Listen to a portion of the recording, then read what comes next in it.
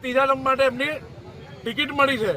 એમનું આવું અમારા પ્રત્યે યુવાનો પ્રત્યેનું જે આ કૃત્ય આજનું છે, જેમને દબાવવાની કોશિશ કરી છે, તો હું કહેવા માંગુ છું કે આવા સંસદ અમે જો મારો પક્ષ મને ટિકિટ આપશે તો આની સામે લડવા તૈયાર છું.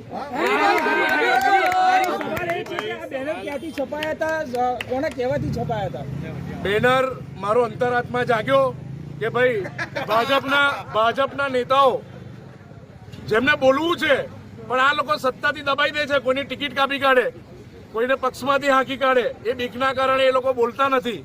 તો મેં કીધું લાવો એમનો અવાજ એમના લોકો ના બનતા હોય તો કોંગ્રેસીઓ તો દરેકના અવાજ છે, તો અમે હર હંમેશ લોકોનો અવાજ બનતા રહીશું અને પબ્લિક સાથે પણ રહીશું. બિલકુલ જે સૂત્ર વપરાયું હતું રંજનભાઈ, હવે તમારી ટ્રેન જે સૂત્ર તમારા દિમાગમાં ક્યાં થયું કે કોઈ લખી નાખ્યું? જે સૂત્ર લગાવવામાં આવ્યા છે, જે